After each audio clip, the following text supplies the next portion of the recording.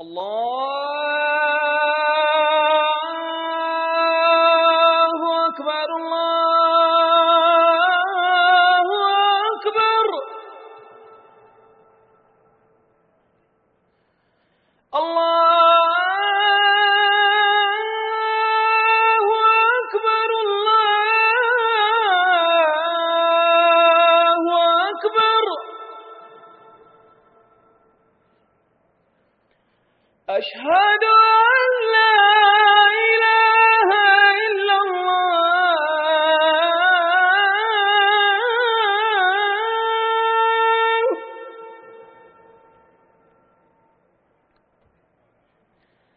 أشهد أن لا إله إلا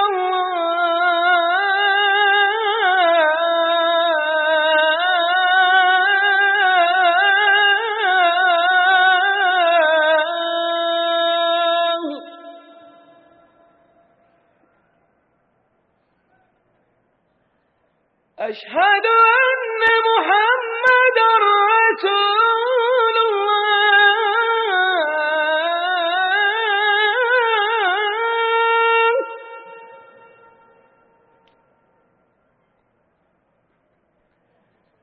أشهد أن محمدًا رسول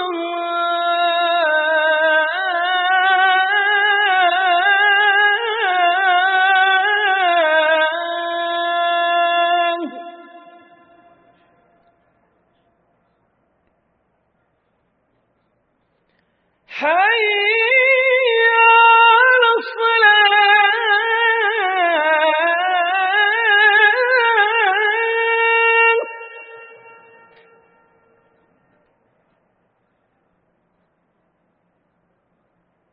حي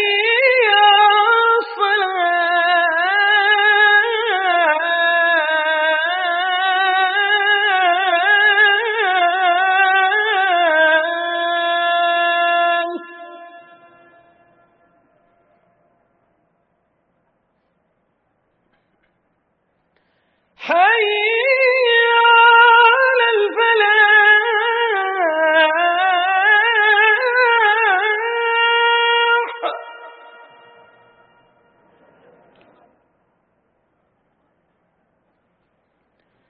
حي على الفلاح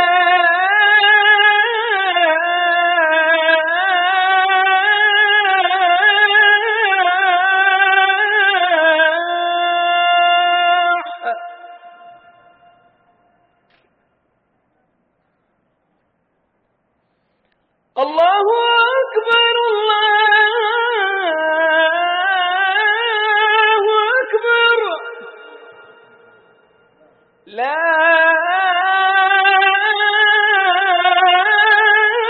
إله إلا الله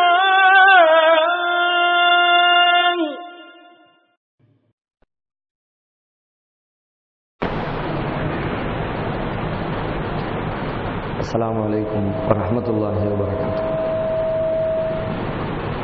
الحمد لله نحمده ونستعينه ونستغفره ونؤمن به ونتوكل عليه ونعوذ بالله من شرور أنفسنا ومن سيئات أعمالنا من يهده الله فلا مضل له ومن يضلله فلا هادي له وأشهد أن لا إله إلا الله وحده لا شريك له وأشهد أن محمدا عبده ورسوله أما بعد. கண்ணியத்திற்குரிய அல்லாஹுவின் நல்லடியார்களே, அல்லாஹுவின் பேரருளால் அவனை துதிப்பதற்காக இறையச்சத்தின் அடிப்படையிலே ஒரு பள்ளிவாசலை இன்றைக்கு நாம் நிர்மாணித்திருக்கிறோம். இந்த பள்ளிவாசலை நிர்மாணித்திருக்கிற நாம் ஏகத்துவ அடிப்படையில் இந்த பள்ளியினுடைய செயல்பாடுகள் அனைத்தையும் அமைத்து கொள்ள வேண்டும் என்ற நல்ல நோக்கத்தோடு இதனை இன்றைக்கு இறை வழிபாட்டிற்காக திறந்து விட்டிருக்கிறோம். இந்த சூழ்நிலையில் இது போன்ற ஏகத்துவ நல்லெண்ணத்தின் அடிப்படையில் உருவாக்கப்படுகிற பல பள்ளிவாசல்களும் நாங்களும் ஏகத்துவவாதிகள்தான் என்று சொல்லிக் கொள்கிறவர்களின் கரங்களிலே நிர்வாகத்திலே வைக்கப்பட்டிருக்கிற பல்வேறு பள்ளிவாசல்களுடைய நிலைமைகளையும் நாம் ஒப்பிட்டு புரிந்து கொள்வது மிக முக்கியமான ஒரு அவசியமாக இருக்கிறது. ஏனென்றால் ஏகத்துவவாதிகள் என்று சொல்லிக் கொள்வதிலே இன்றைக்கு பலரும் பெருமைப்படுகிறார்கள்.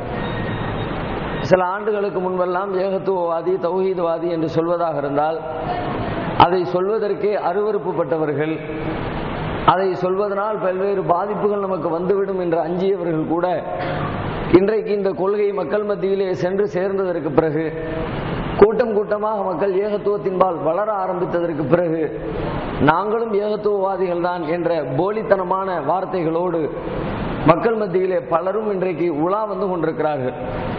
உண்மையிலே ஒரு ஏகத்துவவாதி என்று சொன்னால் அதற்கான அடிப்படை என்ன? திருமறை குர்ஆன் பல்வேறு இடங்களில் அந்த அடிப்படையை நமக்கு விளக்கி தருகிறது. அந்த பண்பு யாருடைய உள்ளத்திலே ஆழமாக குடிகொண்டிருக்கிறதோ அவர்கள்தான் தன்னை ஏகத்துவவாதி, தான் ஒரு தௌஹீத் சிந்தனையுடையவர் என்று சொல்லிக் கொள்வதிலே அர்த்தம் உள்ளதாக இருக்கும். ஏகத்துவவாதி என்று சொன்னால் அவரிடத்திலே இறைவனை அஞ்சுகிற அச்ச உணர்வு மிகைத்து நிற்க வேண்டும்.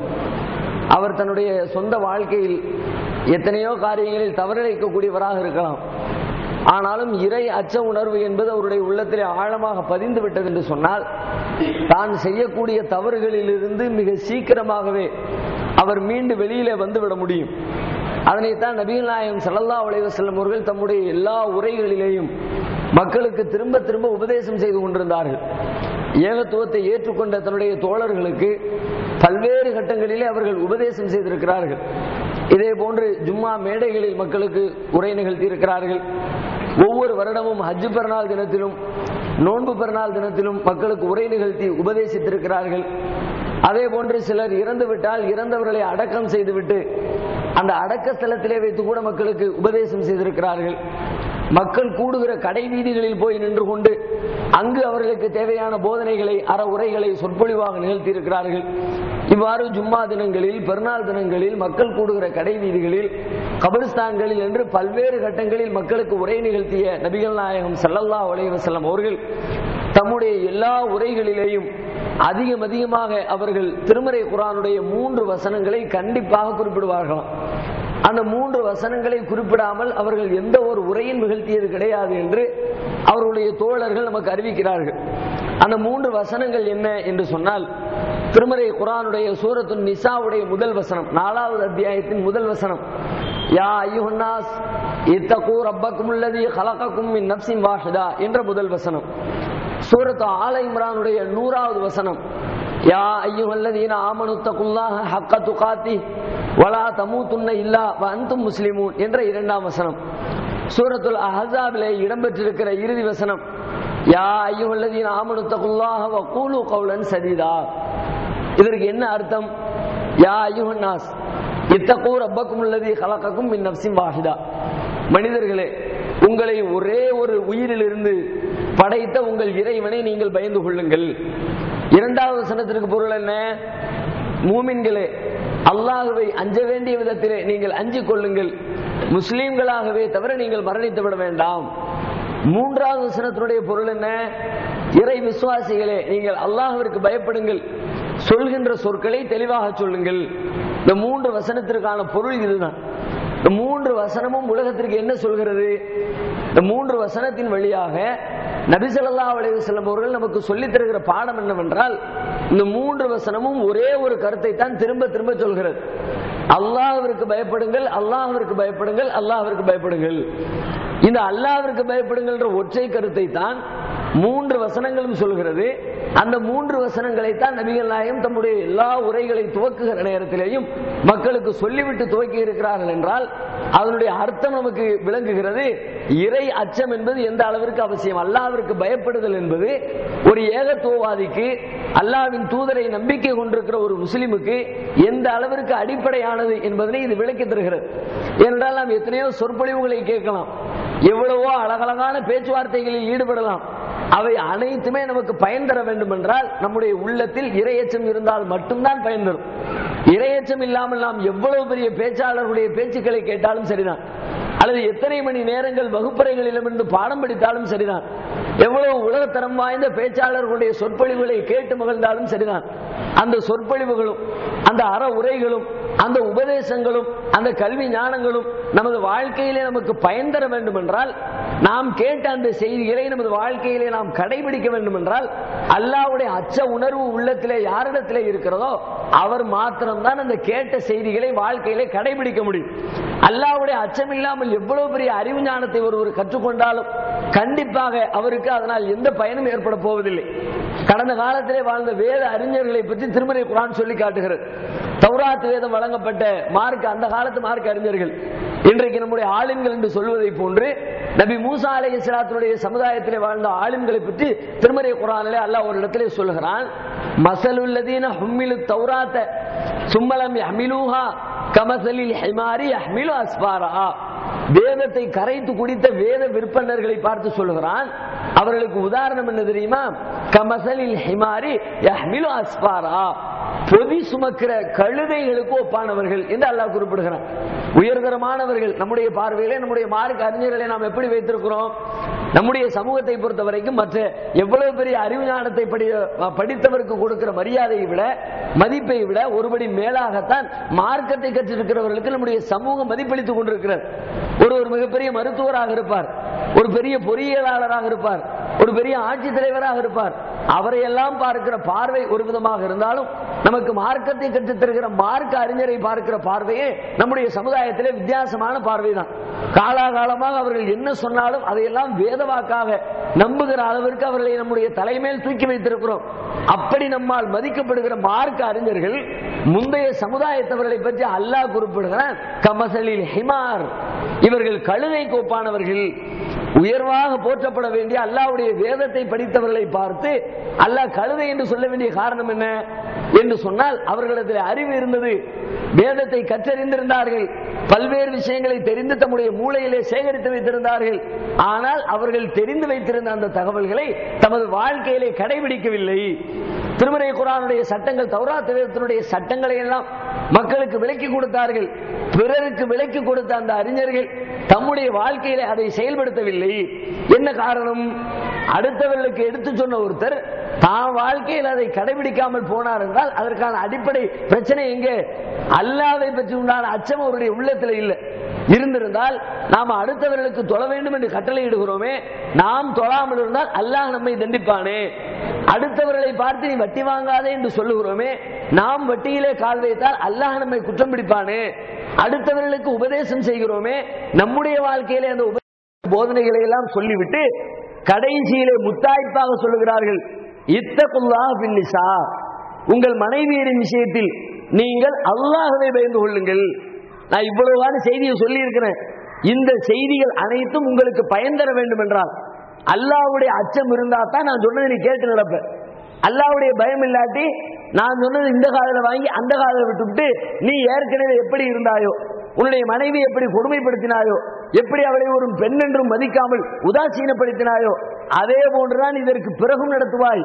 அந்த செயல்பாடு இருக்கக்கூடாது என்றால் நீ அல்லாஹ்வை பயந்து கொள். அல்லாஹ்வுடைய அச்சம் இருந்தால் நான் இவ்வளவு தூரம் சொன்னேன் எல்லாமே உன் வாழ்க்கையில நீ கடைபிடிக்க ஆரம்பித்து விடுவாய். இத்தகுல்லாஹ் பின் நிசா, மனைவியர் விஷயத்தில் அல்லாஹ்வை பயந்து கொள்ளுங்கள். மிருகங்களை பற்றி பேசுகிறார்கள். மிருகங்களுக்கு கொடுக்க வேண்டிய உரிமைகள், கடமைகள், அவைகளுக்கு எப்படி உணவளிக்க வேண்டும், எப்படி பராமரிக்க வேண்டும், தேவையற்ற சுமைகளை அவற்றின் முதுகிலே சுமத்தி அவற்றை கஷ்டப்படுத்தக்கூடாது என்றெல்லாம் மிருகங்களை எப்படி நடத்த வேண்டும் என்பதை சொல்லிவிட்டு கடைசியிலே சொல்லுகிறார்கள், இத்தகுல்லாஹ் பில் பஹாயிம், மிருகங்கள் விஷயத்தில் அல்லாஹ்வை பயந்து கொள். இப்படி எதை சொன்னாலும் சரி, ஊர் உலகத்தில் வேற யாரை காட்டியும் சொல்ல பயம் காட்ட மாட்டாங்க. மிருகங்களை இன்னைக்கெல்லாம் பயங்காட்டுறதுக்கு எவ்வளவு பேர் இருக்கிறாங்க. மிருகங்களை கொடுமைப்படுத்தினா அந்த ப்ளூ கிராஸ்ல கம்ப்ளைண்ட் பண்ணி உள்ள தூக்கி போட்டுருவாங்க. கோர்ட் உங்களை தண்டிக்க என்னலாமோ இன்னைக்கு சொல்ல முடியும், அன்றைக்கு கூட சொல்ல முடியும்.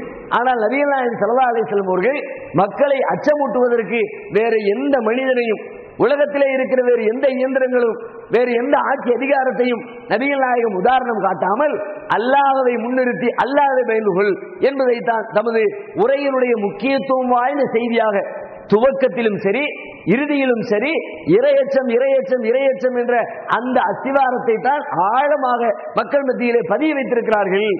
ஏனென்றால் இறையச்சம் எந்த அளவிற்கு நமக்கு ஒரு ஏகத்துவவாதிக்கு அவசியமானது என்று சொன்னால், திருமறை குர்ஆனை பற்றி நாம் எல்லாம் தெரிந்து வைத்திருக்கிறோம். திருமறை குர்ஆன் ஏன் அருளப்பட்டது?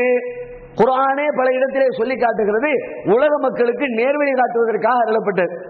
எல்லோருக்குமே தெரியும், இந்த குர்ஆன் உலகத்தாருக்கு நல்லுபதேசம், நேர்வழி காட்டி பல வசனத்துல அல்லாஹ் சொல்லி காட்டுகிறான்.